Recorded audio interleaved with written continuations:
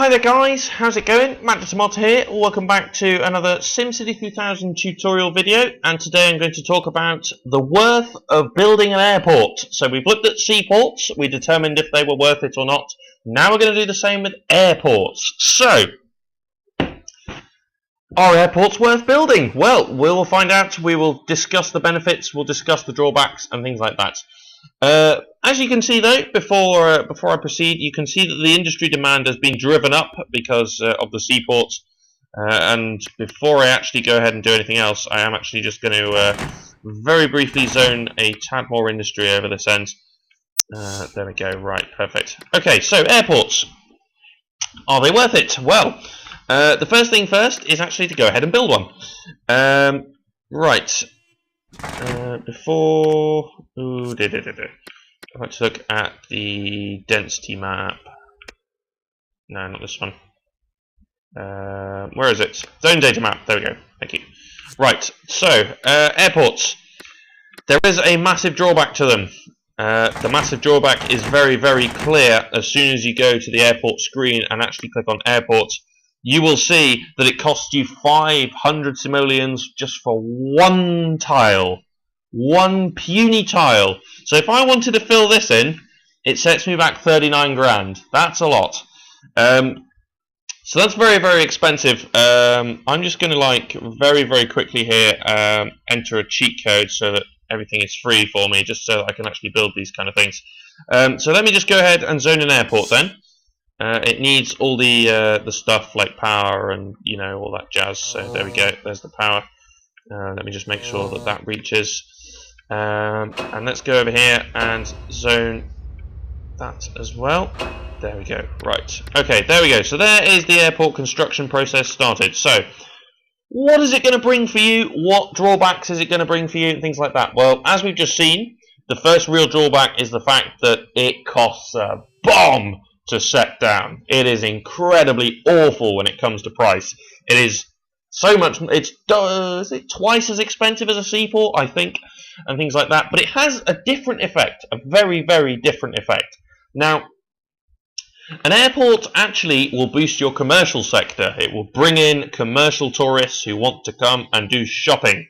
So a good idea when it comes to building an airport is to have a commercial sector nearby, because it means that people don't have to travel to get to your airport.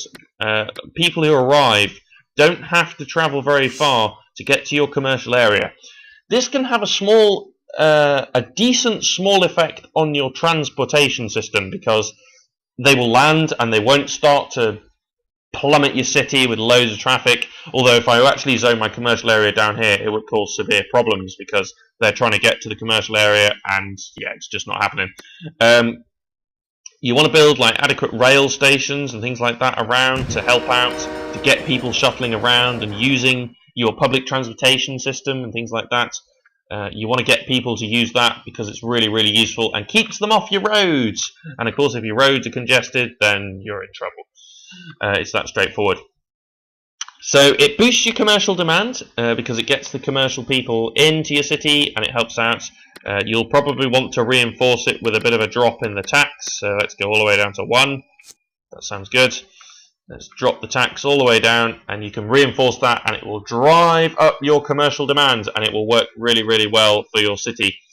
Ideally, you don't want to build an airport too early. For instance, I built one stupidly early, and it's not really having that great an effect. But later on, when your city gets really, really big, the commercial demand will spike. And building an airport will enable your commercial to really, really flourish, really.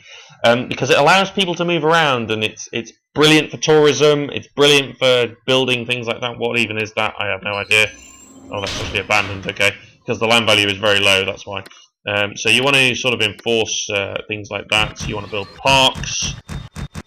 You want to drive up the land value. There we go, let's build loads of parks around here, and things like that. Building too close to the airport is probably not such a good idea either. You may want to leave a little bit of a gap, because the airport's loud, and it actually has a detrimental effect on the pollution, which is very, very bad.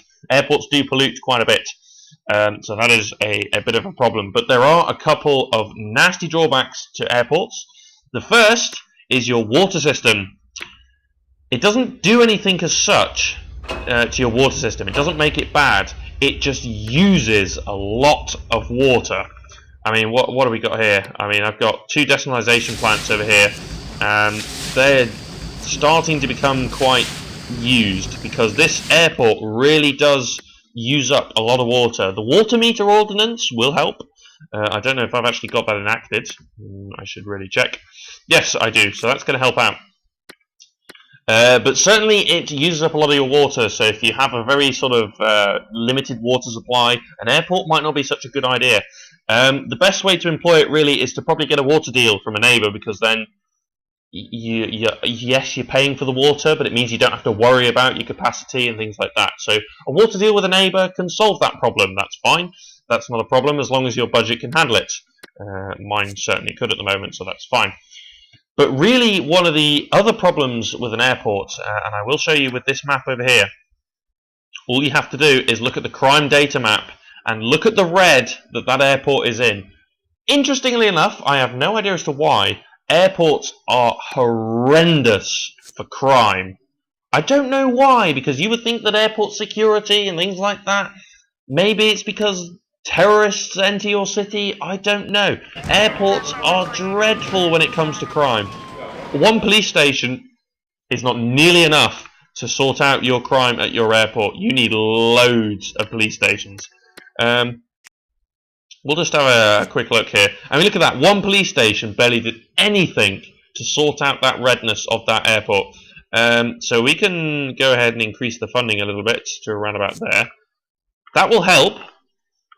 But it'll only go so far, really, to be honest. So let's go ahead and build another one. And even so, 2 police stations, and there's still bad crime.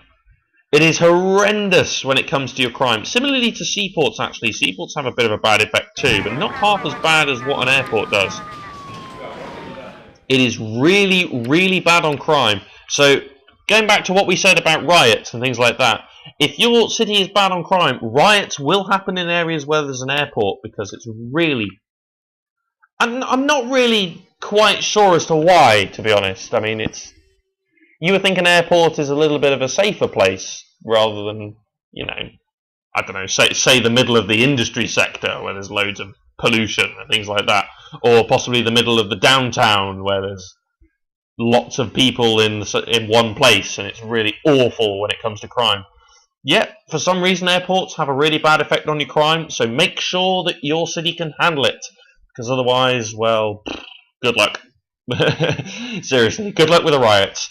So, that is airports, that is their benefits. So just to resume, their drawbacks are that they're very expensive, they use up a lot of your water, and they are horrendous on your crime.